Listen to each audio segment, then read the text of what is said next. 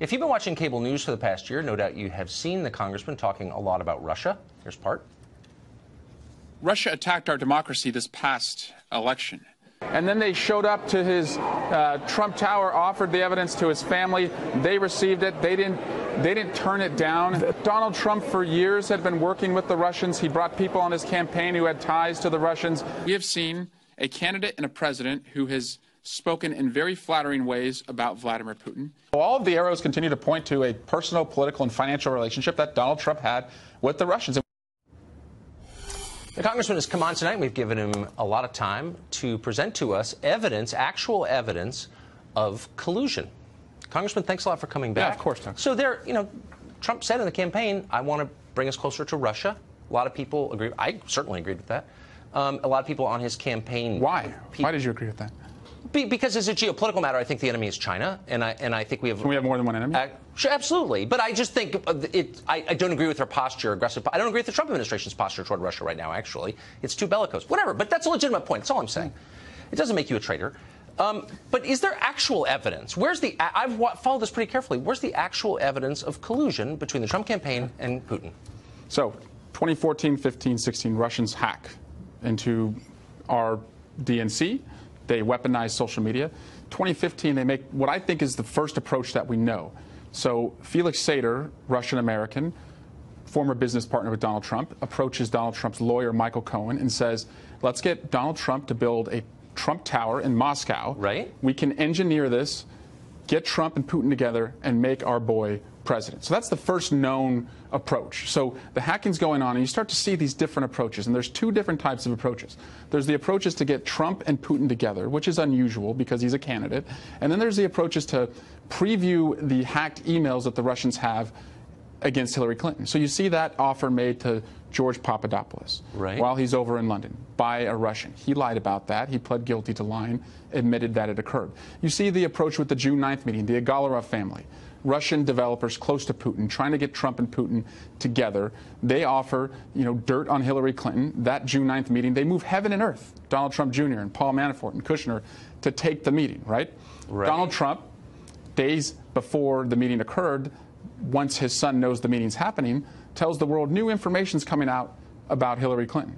Days after the meeting, Julian Assange tells the world that Hillary Clinton emails are coming out. Then you start to see the hacked emails released. What does candidate Trump do? He doesn't disavow them. No one in the family says we had taken these meetings. Instead, he invites the Russians on a public stage to hack more. So I think you're talking about his press conference. He made an invitation. He did. So I think we have that. This is July 27th, 2016, at the Doral National, which he owns in Doral, Florida. Here's the clip you're talking about. Russia, if you're listening, I hope you're able to find the 30,000 emails that are missing. I think you will probably be rewarded mightily by our press. Let's see if that happens. So, two questions. He was rewarded. One, do we have the 30,000 emails? Did Russia ever come up with those? We're still. No, they didn't actually. But you know that for a fact? Well, we haven't seen them. Yeah. Well, let's let the Mueller investigation continue. Okay, maybe Mueller's in contact with the Russians, but Trump didn't come up with those from the Russians, so that didn't happen. But let me ask you this: if Trump was going to, there's still an attempt there, right? Okay, but you can attempt to do something and fail, and it could still be a crime. But would you do? I mean, I hate to inject common sense into this. Would you do it in broad daylight? If you were trying to make secret contact with Russia, your handlers back in Moscow, wouldn't you dial them up in the shortwave in the basement? Would you really send a coded message in the middle of a joke at a press conference? I'm not saying he's the smartest guy in the world, Tucker. Never accused him of that. That's the smoking gun right there. That's part of the evidence. An invitation made by the candidate. At a press telling him it's okay. Okay, but he's not that the smartest was guy on television. In the world. Okay, so he's both a secret agent for Putin, but he's so dumb that he spills his secrets at a press conference on TV. The latter. Okay. So he makes an invitation.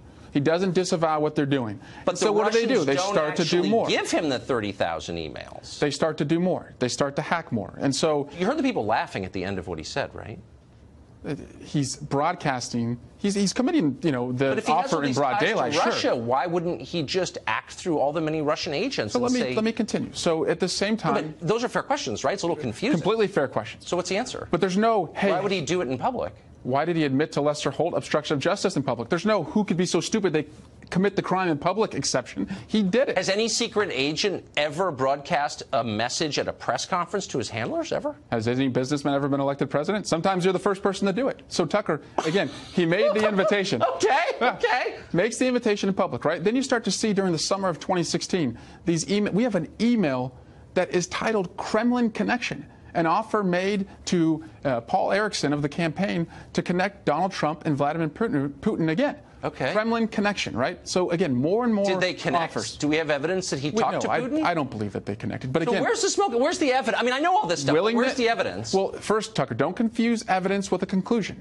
Evidence gives the FBI and the Department of Justice. Look, I've been going through this for a year. Look, I watch Rachel Maddow. I get it. I know there are a lot of Russians and Russian people and emails, but like, where's the actual proof that something happened after more than a year of this? Well, I'm not the prosecutor. I don't have subpoena power.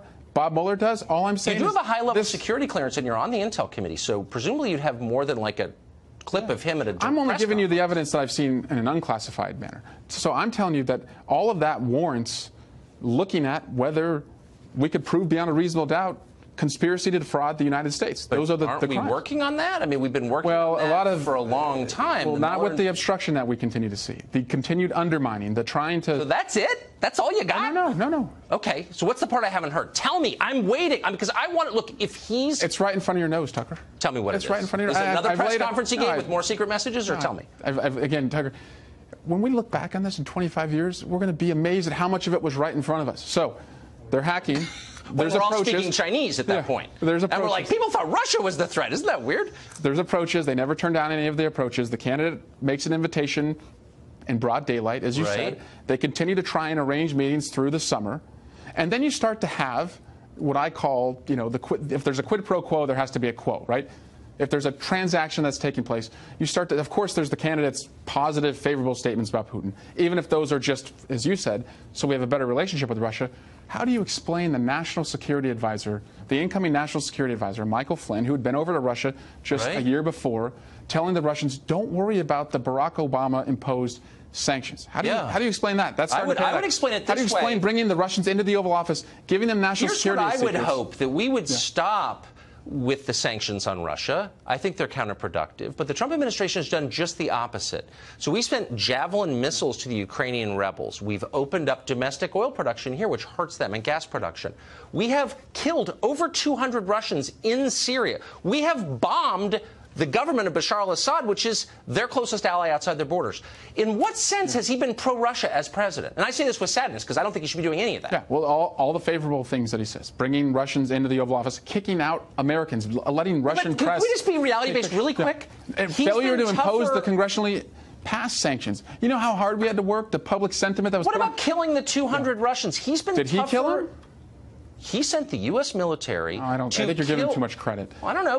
Look, I'm not flacking for Trump. I don't think he should have done it. I criticized him on the show. You're absolutely right. I'm just telling you, he's killed 200 Russians. Obama did not do that. He sent missiles to Ukrainian rebels. Obama did not do that. He is competing in energy with them in a way Obama never tried. Why is he more pro-Russian than Obama was? Don't confuse what he has to do because the public sentiment is so high and watching him.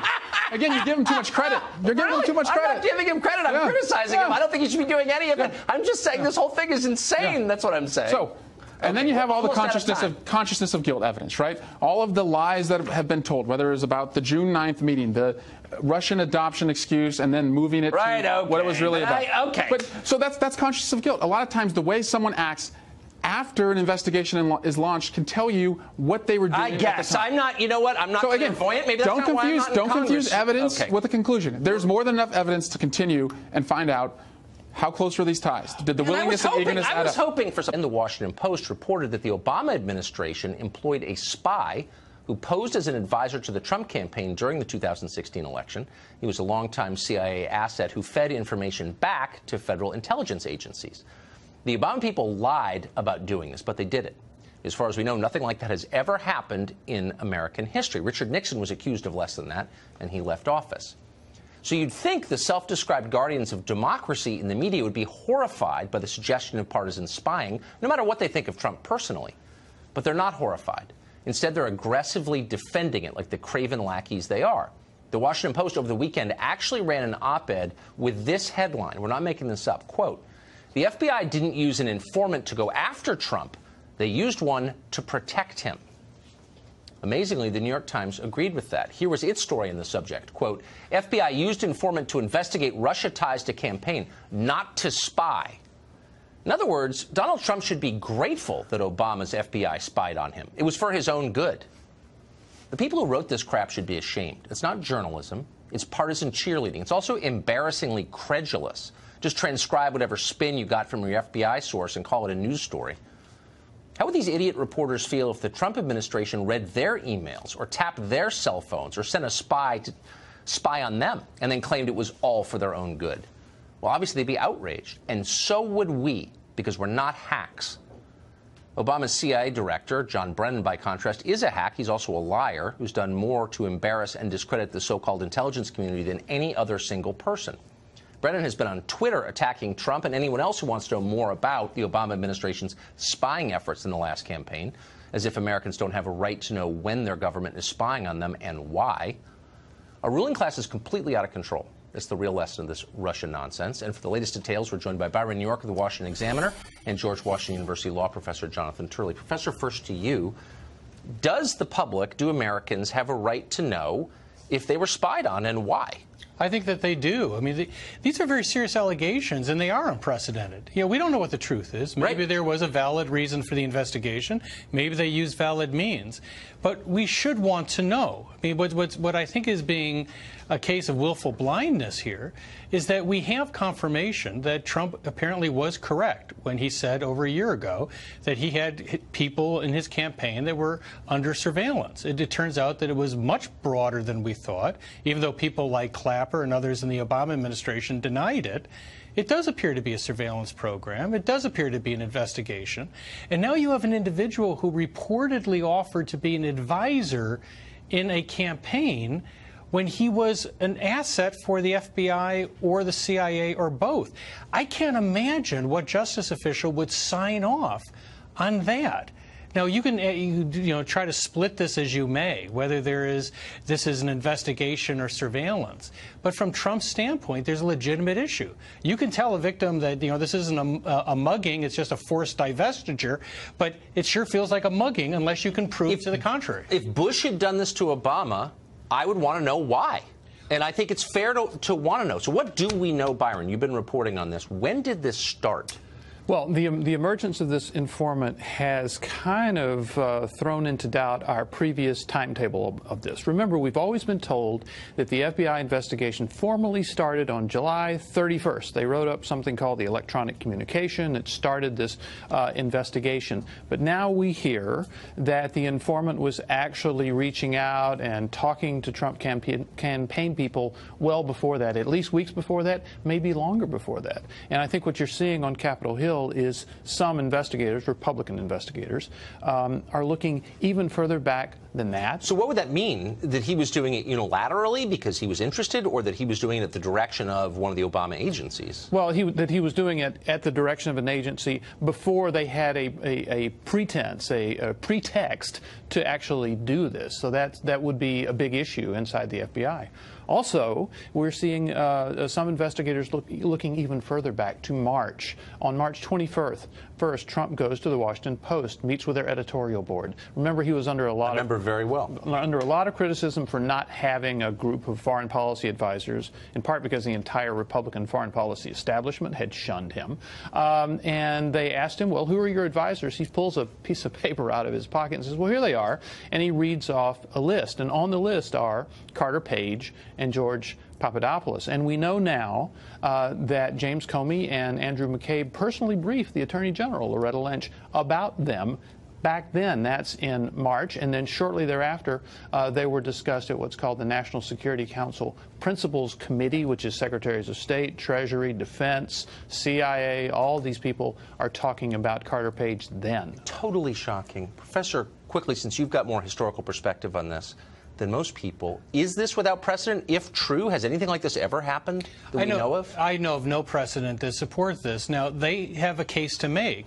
The point, though, is for those people that are objecting, What are you objecting to? I mean, this is a serious matter. No matter how you feel about Trump, we need to find out the truth about this. If there was an investigation of an opposing political party, if there was an asset who tried to become an advisor in the campaign, those are all serious matters for all of us.